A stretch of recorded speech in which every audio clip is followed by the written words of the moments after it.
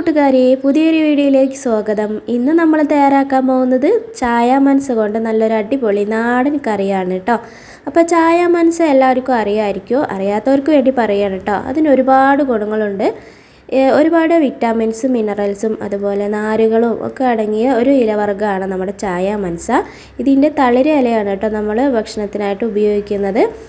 പിന്നെ ചിലവരൊക്കെ പറയുന്നുണ്ട് ഇതിന് കട്ടുള്ളതുകൊണ്ട് നമ്മൾ തിളപ്പിച്ചിട്ടൊക്കെ അതിനെ എടുക്കാൻ പാടുള്ളൂ, എടുത്ത് കഴിക്കാൻ പാടുള്ളൂ എന്നൊക്കെ. അങ്ങനെയൊന്നുമില്ല കേട്ടോ. അപ്പോൾ അതിന് വേണ്ടിയിട്ടുള്ള ടിപ്സും ഞാൻ ഈ വീഡിയോയിലൂടെ പറയുന്നുണ്ട്. അപ്പോൾ വീഡിയോ സ്കിപ്പ് ചെയ്യാതെ കാണാൻ മറക്കരുത്. അപ്പോൾ വീഡിയോ കാണുന്ന കൂട്ടുകാർ ആദ്യം തന്നെ ലൈക്ക് ബട്ടണിലൊന്ന് അമർത്തുക കേട്ടോ. അപ്പോൾ ഒരുപാട് അസുഖങ്ങൾക്കുള്ള ഒരു മരുന്നും കൂടിയാണ് ഈ ഇല കേട്ടോ. അപ്പോൾ അത് ഞാനും നന്നായിട്ട് പറിച്ചെടുത്തിട്ടുണ്ട്. തളിര് ഇലയാണ് പറിച്ചെടുത്തിരിക്കുന്നത്.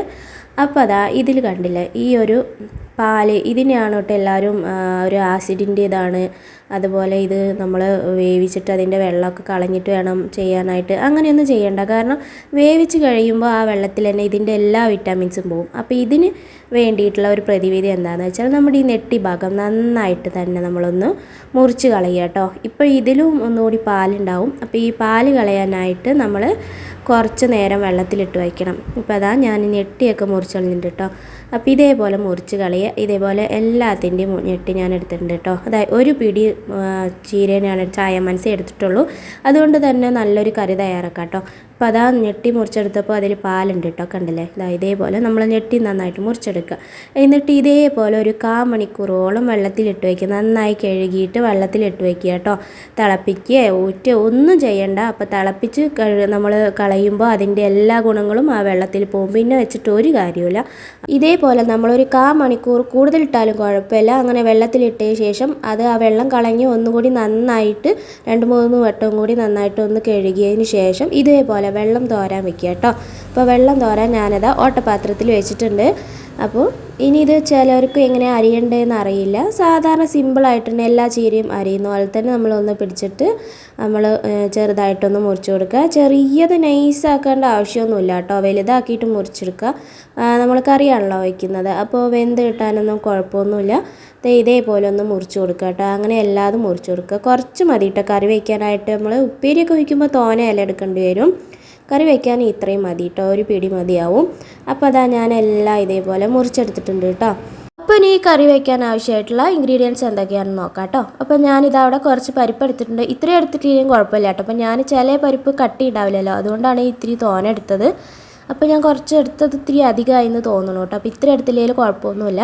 അപ്പോൾ ഇത് കുക്കറിലിട്ടിട്ട് കഴുകി വൃത്തിയാക്കി കുക്കറിലിട്ടിട്ട് 2-3 വിസിൽ കൊടുത്തിട്ട് നന്നായി വേവിച്ചെടുക്കുക. അപ്പോൾ അത് നന്നായി വെന്തിട്ടിട്ടുണ്ട് കേട്ടോ. ഇത് നന്നായിട്ട് അടച്ചെടുക്കുക. അപ്പോൾ ഇനി ബാക്കി എന്താ, ഞാൻ ഒരു സവാള എടുത്തിട്ടുണ്ട്. പിന്നെ അതുപോലെ ഒരു തക്കാളി എടുത്തിട്ടുണ്ട്. പിന്നെ 2-3 പച്ചമുളക് എടുത്തിട്ടുണ്ട് കേട്ടോ. അപ്പോൾ നിങ്ങളുടെ എരിവിനനുസരിച്ചിട്ട് എടുക്കുക. കാരണം ഇതിലധികം മുളക് പൊടി ചേർക്കുന്നില്ല. പച്ചമുളകിൻ്റെ എരിവാണ് അധികം മുന്നിട്ട് നിൽക്കേണ്ടതാണ് ഈ കറിയുടെ ടേസ്റ്റും. അപ്പോൾ അതാ കുക്കറിൽ നമ്മൾ പരിപ്പൊക്കെ നന്നായിട്ട് വെന്ത് കിടക്കുന്നുണ്ട്. അപ്പോൾ നന്നായിട്ടൊന്ന് ഉടച്ചു കൊടുത്തിട്ടുണ്ട്. നന്നായിട്ട് കട്ടിയിലുണ്ട് കേട്ടോ. അപ്പോൾ ഇത്രയും എടുത്തില്ലെങ്കിൽ കുഴപ്പമില്ല. ഞാൻ നേരത്തെ പറഞ്ഞ പോലെ ഇത്രയും എടുക്കേണ്ട ആവശ്യമൊന്നുമില്ല കേട്ടോ. ഞാൻ എടുത്ത് കുറച്ചധികമായി പോയതാണ്. അപ്പോൾ അതാ നമ്മൾ അരിഞ്ഞ് വെച്ചതെല്ലാം ഇതിൽ തന്നെ ചേർത്ത് കൊടുക്കുന്നുണ്ട് കേട്ടോ. ഫ്ലെയിം ഓൺ ചെയ്തിട്ടുണ്ട് ഇപ്പോൾ. പിന്നെ അതിൻ്റെ ഒപ്പം തന്നെ നമ്മൾ അരിഞ്ഞ് വെച്ച ചീരയും കൂടി ചേർത്ത് കൊടുക്കുന്നുണ്ട് കേട്ടോ. കാരണം ഈ ചീരയ്ക്ക് നല്ല വേവുണ്ട്. അതുകൊണ്ട് നമ്മൾ ഇതിൻ്റെ ഒപ്പം തന്നെ ചേർത്ത് കൊടുക്കുക. ഒപ്പം തന്നെ വേവും ചെയ്യും കേട്ടോ. തക്കാളിയും ഉള്ളിയൊക്കെ ഇട്ടെന്നിട്ട് വേവണ്ടൊന്നും ഇരിക്കില്ല. അതുകൊണ്ട് ഒപ്പം തന്നെ വേവും ചെയ്യും. പിന്നെ അതിലേക്ക് ഒരു ടീസ്പൂൺ മാത്രമേ ഞാൻ മുളക് പൊടി ചേർക്കുന്നുള്ളൂ. പിന്നെ ഒരു 1/2 ടീസ്പൂണ് മഞ്ഞൾപ്പൊടിയും ചേർത്ത് കൊടുക്കുന്നുണ്ട് കേട്ടോ. ഇനി ആവശ്യത്തിനുള്ള ഉപ്പും ചേർത്ത് കൊടുത്തിട്ടുണ്ട്. ഇത് നന്നായിട്ടൊന്ന് ഇളക്കി കൊടുക്കുക. അപ്പോൾ ഇതിനെ തുറന്ന് വേവിച്ചിട്ട് തന്നെ വേവിക്കണം കേട്ടോ. അടച്ച് വെച്ചിട്ട് വേവിക്കരുത്. അപ്പോൾ ഇതിലൊരു കട്ടുണ്ട്, ഇതേപോലെ ഒരു ആസിഡിൻ്റെ ഒരു അംശമുണ്ട് എന്നൊക്കെ പറയുന്നുണ്ട് എല്ലാവരും.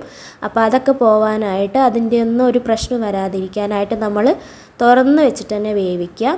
അപ്പോൾ ആ ഒരു കയ്പോ ഒന്നും ഉണ്ടാവില്ല ഈ ഒരു കറിക്ക്. അപ്പോൾ ഇതേപോലെ ഇതിന് വേവാൻ ആവശ്യമായിട്ടുള്ള വെള്ളവും ചേർത്ത് കൊടുക്കുക കേട്ടോ. അപ്പോൾ ഇത് നന്നായിട്ട് തിളച്ച് കുറച്ച് നേരം ഒന്ന് വേവാനുണ്ട്. കാരണം ഈ ഇല നന്നായിട്ട് വേവുള്ള ഒരു ഇലയാണ്. അപ്പോൾ അതുകൊണ്ട് നന്നായിട്ടൊന്ന് വെന്ത് കിട്ടണം. നമ്മളൊന്ന് ഹൈ ഫ്ലെയിമിലിട്ടൊന്ന് തിളപ്പിച്ചിട്ട് പിന്നെ ഒന്ന് മീഡിയം ഫ്ലെയിമിലിട്ട് കുറച്ച് നേരം ഒന്ന് തിളപ്പിച്ചെടുക്കണം കേട്ടോ. അപ്പോൾ അത് അടച്ച് വെച്ച് വേവിക്കരുത്, പ്രത്യേകം പറയുന്നതാണ്. അടച്ച് വെച്ച് വേവിക്കരുത്, തുറന്ന് വെച്ചിട്ട് തന്നെ വേവിക്കണം. അപ്പോൾ ഇതിന് കയ്പോ ഒന്നും ഉണ്ടാവില്ല, അതിൻ്റെ ഒരു കട്ടിപ്പോ ഒന്നും ഉണ്ടാവില്ല കേട്ടോ. അപ്പോൾ നന്നായിട്ട് തിളയ്ക്കുന്നുണ്ട്. അപ്പോൾ നമ്മൾക്കൊന്ന് മീഡിയം ഫ്ലെയിമിൽ ഇട്ട് കൊടുത്തിട്ട് അല്ലെങ്കിൽ ലോ ഫ്ലെയിമിൽ ഇട്ട് കൊടുത്തിട്ട് നന്നായിട്ട് കുക്ക് ചെയ്തെടുക്കാം കേട്ടോ. ഒരു 10 മിനിറ്റ് ഇത് നന്നായിട്ട് തന്നെ തുറന്ന് വെച്ച് വേവിക്കണം.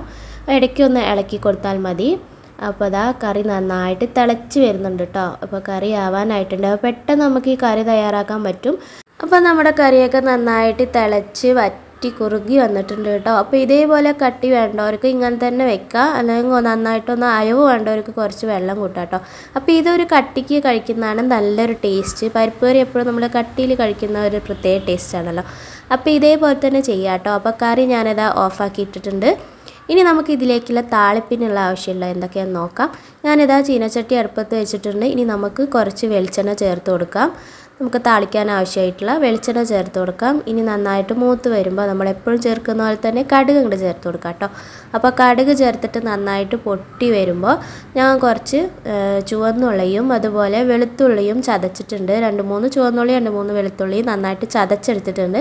അതാണ് ചേർത്ത് കൊടുക്കുന്നത്. തീയൊന്ന് ലോ ഫ്ലെയിമിൽ ഇട്ട് കൊടുത്തിട്ടുണ്ട് കേട്ടോ.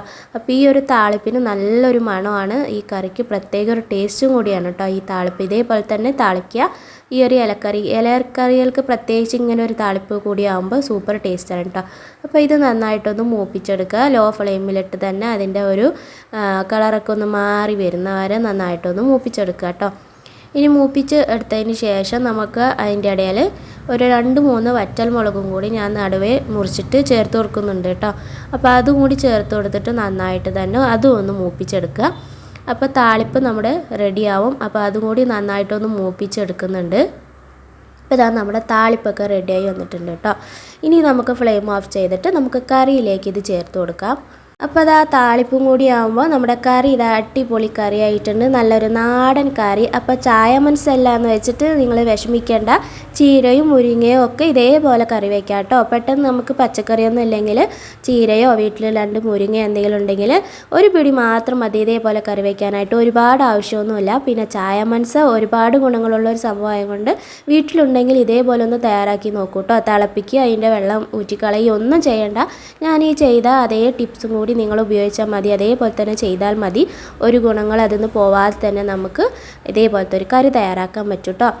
ഇതിൽ ഒരുപാട് വിറ്റാമിൻസും മിനറൽസും അതുപോലെ ഫൈബർ കണ്ടൻറ്റും ഉള്ളതുകൊണ്ട് തന്നെ ഷുഗറിനും പ്രഷറിനും കൊളസ്ട്രോളിനൊക്കെ വളരെ നല്ലൊരു ഇലക്കറിയാണ് നമ്മുടെ ചായ മനസ്സ. അതുപോലെ തന്നെ വയറിൽ ദഹന സംബന്ധമായ അസുഖങ്ങൾക്കും അതുപോലെ പുതിയ ബ്ലഡൊക്കെ ഉണ്ടാവാനും വളരെ നല്ലൊരു ഇലക്കറിയാണ് കേട്ടോ ഇത്. അപ്പോൾ എല്ലാവരും തീർച്ചയായും ട്രൈ ചെയ്ത് നോക്കാൻ മറക്കരുത്. ട്രൈ ചെയ്തിട്ട് കമൻറ്റ് അറിയിക്കാനും മറക്കരുത്. അപ്പോൾ ഇന്നത്തെ എൻ്റെ വീഡിയോ എല്ലാവർക്കും ഉപകാരപ്രദമായെന്ന് കരുതുന്നു. ഇഷ്ടമായെങ്കിൽ ലൈക്ക് ചെയ്യുക, ഷെയർ ചെയ്യുക. സബ്സ്ക്രൈബ് ചെയ്യാത്തവരുണ്ടെങ്കിൽ പ്ലീസ് ഒന്ന് സബ്സ്ക്രൈബ് ചെയ്ത് സപ്പോർട്ട് ചെയ്യണം. മറ്റൊരു അടിപൊളി വീഡിയോ ആയിട്ട് വീണ്ടും കാണാം. Thank you for watching. By.